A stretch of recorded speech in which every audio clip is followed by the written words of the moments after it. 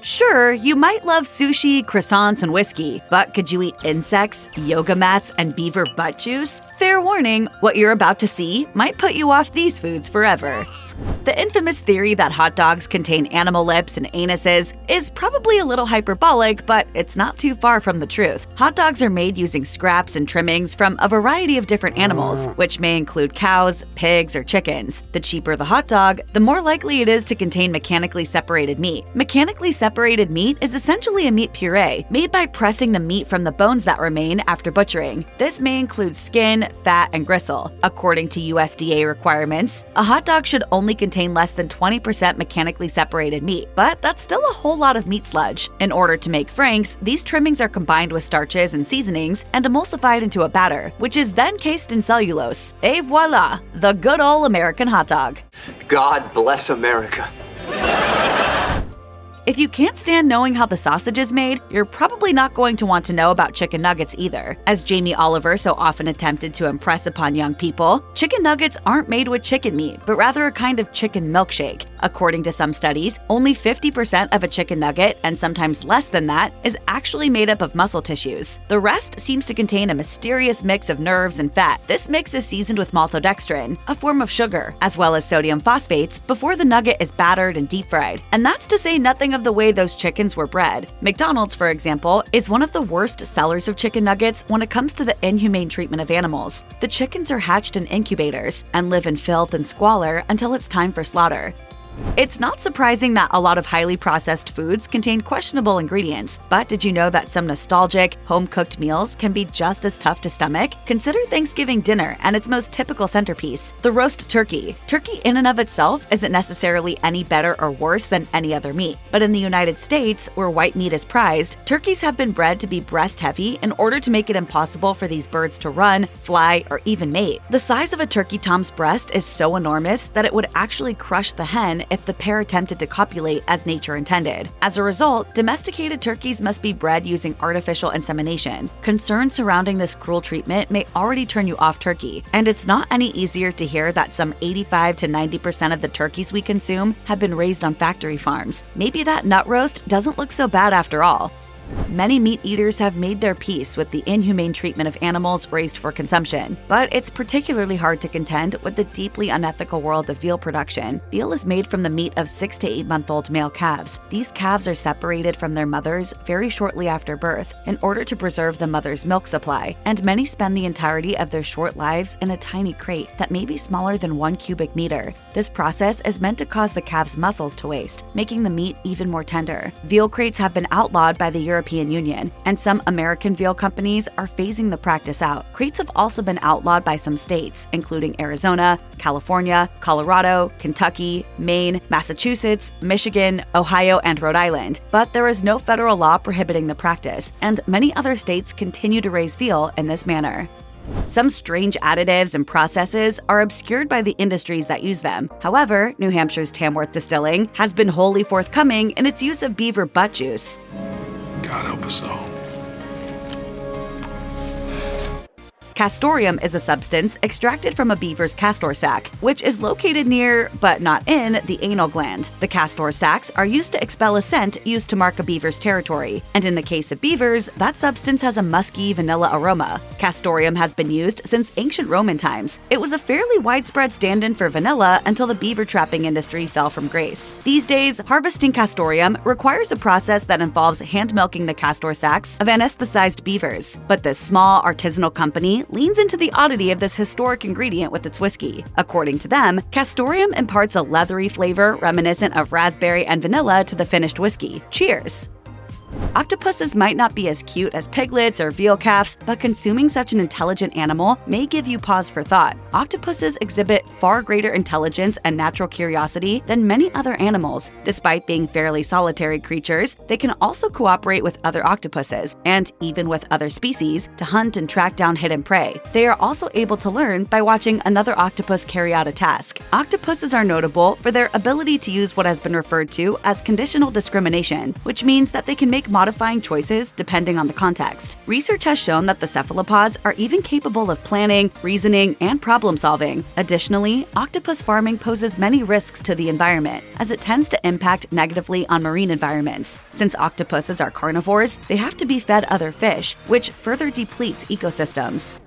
The bread at Subway ended up under the microscope in 2014 when blogger Vanny Harry accused the sandwich chain of using the so-called yoga mat chemical, azodicarbonamide, in its sandwich bases. But while Subway phased out the chemical almost immediately after the ensuing media frenzy, it wasn't the only company taking advantage of the chemical's bubble-forming properties as a leavening agent. Azodicarbonamide is a chemical additive. Its proclivity for forming bubbles in foams and plastics does indeed give yoga mats their bouncy texture, but it also pops up in everything from hair straighteners to pesticides. Azodicarbonamide remains popular as a leavening agent and whitener, notably at Arby's, where it is used in the chain's croissants. Not only is it hard to reconcile the presence of the yoga mat chemical in the base of a ham and cheddar croissant, but research has actually linked this chemical to cancer in lab animals, particularly when heated. Maybe best to give those croissants a pass.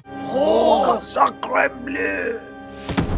Offal is used in many cuisines around the world, but it's not quite as popular in the United States. In particular, the food known as head cheese might not seem too appealing to the American palate. Despite the name, there isn't any cheese in head cheese. It's actually made from the heads of pigs, calves, or sometimes sheep or cows. This concoction is derived from the collagen-rich meat of the face. The collagen transforms to gelatin during the cooking process, which binds the meatier portions of the terrine in all its gelatinous glory. Regular head cheese includes jowls, skin, snout, and sometimes feet. Though other iterations of head cheese may include tongue, blood, or bone, head cheese is typically consumed on crackers or on a sandwich. There are numerous different varieties of head cheese out there too: salsa, souse, and tongue head cheese, among others.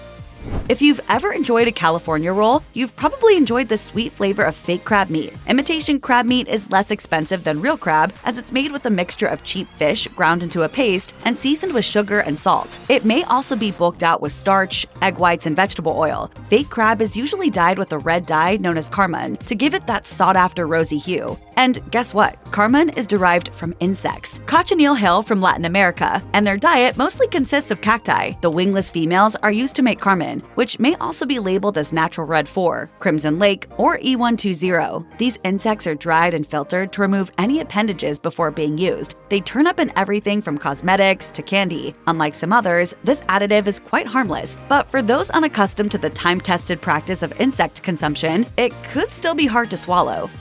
Strawberries and berries in general are beloved by fans of healthy eating, rich in antioxidants, vitamin C, and pesticides? Yes, according to the Environmental Working Group's latest Dirty Dozen list, which ranks the pesticide contamination in foods based on USDA testing data, conventionally grown strawberries are the most contaminated produce item consumed in the United States. They rank just above other supposedly healthy items like spinach, kale, collard greens, and cherries. Many of the foods on the Dirty Dozen list show contaminated levels in over 90% of tested samples. Per the report, chemicals that have long been banned by the U.S. Environmental Protection Agency were frequently detected. A former senior vice president of research at EWG explains that these may be endocrine disruptors and could even lead to life-threatening ailments like cancer. Of course, the lesson learned from this annual list should not be to avoid strawberries entirely. Rather, the EWG urges consumers to seek out organic produce whenever possible, especially when it comes to items at the top of its list.